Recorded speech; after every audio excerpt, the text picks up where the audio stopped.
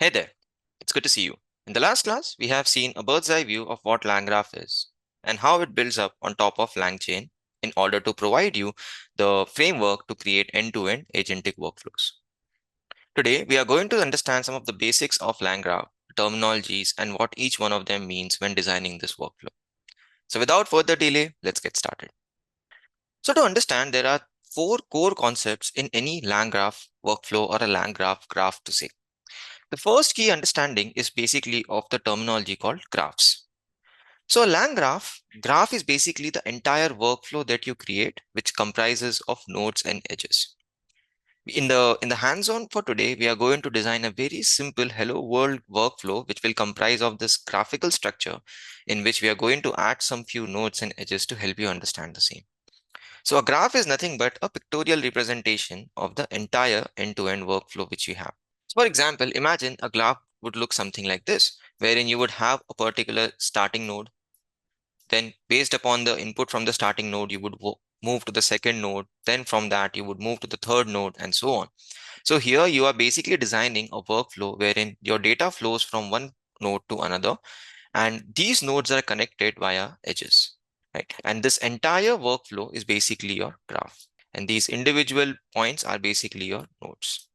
So whenever building any workflow in LangGraph, we are basically designing an end-to-end graphical workflow which helps us navigate the different functionalities which we are designing inside our work. So that's the first core concept, which is of graph. We'll learn more about graphs as we go on, and we'll try to implement more functionalities around the same.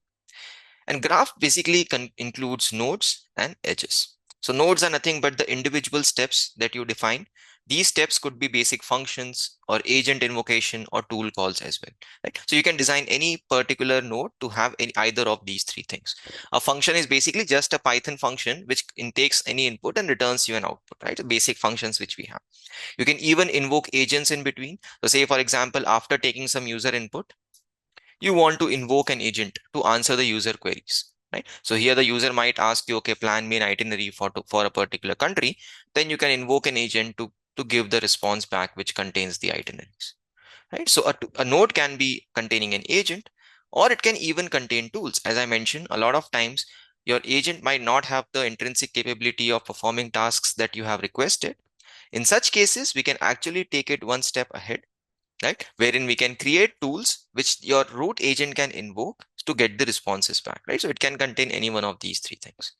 And as I mentioned previously, these nodes are connected together via edges, which are rules that decide when the flow should move from node 1 to node 2, from node 2 to node 3, and so on. And the last core concept is of a state. Now, state is nothing but the core data which contains all the information which is supposed to flow throughout your workflow. We'll see this in practice in just a second, but the core idea here is that the workflow always requires some shared data. A very common example, it could be, let's say if you're designing a chat assistant, you need to store all the messages that have come between the agent and the user. Right? You need a way to store and let the following agent know what previous conversation is. So you can store everything inside a state. Or if you want certain variables, so say for example, the user is requesting you to create an itinerary for Indonesia, and you need to store it in a variable so that the following tool calls can know which country you have requested the itinerary for. So in that case, you can create a country variable inside your state, which will then pass on that information to any following nodes in that end-to-end workflow. That's basically the concept of a state, which is a shared data that flows throughout the graph as long as the workflow is running. Now, a typical workflow looks something like this. You start off by defining a state, right? So as I mentioned, state is basically that shared data which flows through your workflow. You always have to start off by defining that state. So in LangGraph, you typically use TypedDict or data classes in Python to define these states. Right, so these are the two primary ways of instantiating states inside LangGraph. We'll see TypedDict and how it is used in a second. And then after you have initiated your states, you then write the node function. So these are basically the individual nodes that you contain in a graph. Then once all the nodes are ready, then you wire all those nodes together with your edges, right? And finally, once this entire structure is ready, then you build the graph which which compacts everything together into a single data called graph. And then once everything is ready, then we can invoke the agent with the initial input, initial state or input, and then the workflow will continue from there. So in the hands-on, what are we going to do? So remember, this is the first practice, so we'll keep things simple here. Here we are going to see how you can create a simple state, right, using a chat style interaction. So basically here we are defining this workflow for interacting with the agent, right? So that's what the core goal is. We will then implement the node functions, right? So here we'll write the input node and LLM node. You'll see that both of these will basically be so we'll not actually invoke an LLM here. So all of this will be an abstraction, right? So here we are going to hard code some of the things just to keep it simple. In the coming hands-on, we will slowly keep adding complexities to these workflows. And then once everything is ready, we are going to then graph it up, right? And then initiate the graph with an initial state, and then we'll see what the output looks like after the execution. And this is what the workflow will look like, right? So the user will have some question. So the starting node will receive the user input. In this particular case, we are going to see how it will look like when you call an actual LLM. We are going to improve the state with the output from the LLM, and then we will see what the final response looks like. So these are the three states that we will walk through in order to achieve the final answer.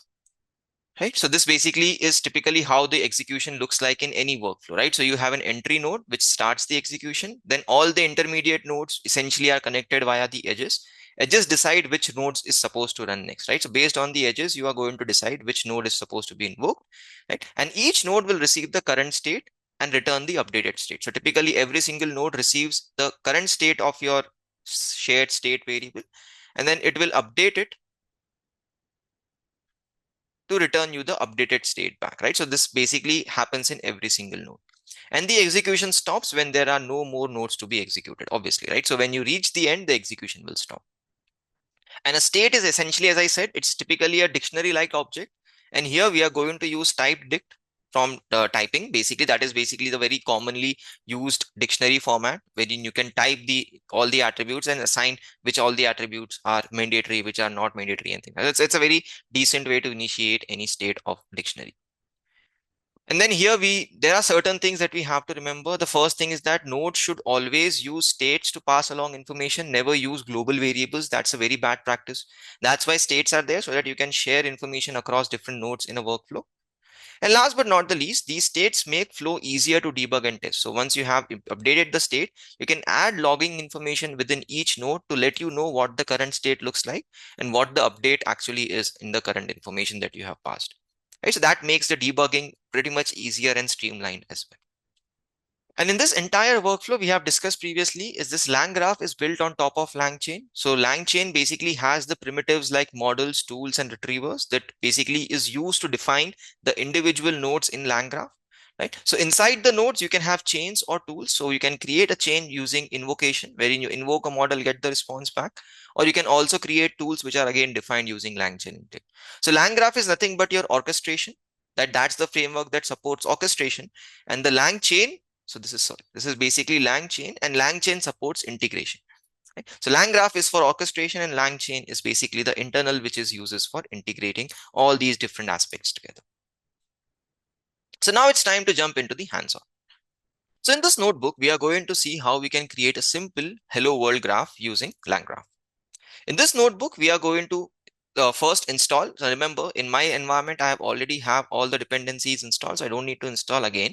But when running for the first time, remember to execute these install commands to let all the dependencies install first, right? So here we are LangGraph, LangChain, OpenAI, and TickToken. And in this case, we are then going to define a simple state. We are going to create two nodes. One is an input node that will basically add a user message to a state, meaning here we are going to instantiate a state based upon the initial input from a user. And an LLM node, which is going to basically mock the placeholder. It's like a placeholder that is mocking how an actual LLM would look like, or they can simulate how we use an actual LLM when we do not have a simulation in place, right? So that's basically the core idea here. So to kick things off here, we are going to import, right? So here, as I mentioned, to initiate states, always remember to use TypedDict, right? Here, we are going to also import certain other data types like lists and optional. So TypedDict is basically what we are going to use to initiate our chat state. So here we are creating a new class called chat state that imports TypedDict. Total is basically just to ensure that all the variables here are optional. It's not like you need every single variable at a time of instantiating your state. So it's typically recommended to set it to false when you want certain attributes of your dictionary to be optional. So here we are going to initialize our state variable. So let me just initiate this whole thing. So after this, now our state variable has been initialized, then it's time to define our nodes. So here you are going to see I'm going to define my input node and an LLM node. Both of these are basic Python functions, and both of these are receiving the states as an input. Remember, here we are going to pass the state to every single node so that the node can utilize the information available in the state and modify if and when it's required.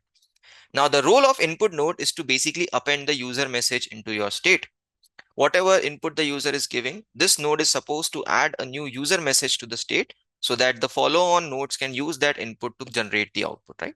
So in a real app, this would come from UI, right? So remember that here we are manually setting it, but when you are using it in an actual application, you are going to take this from the incoming API or the UI that is exposing the interaction, right? So here we are going to simply hard code a question for the demo. And in this case, we are going to first check what the current message looks like. If the messages are not set, obviously, when you are initializing, there will be no messages here. It will be an empty list. So therefore, here we are going to create an empty list.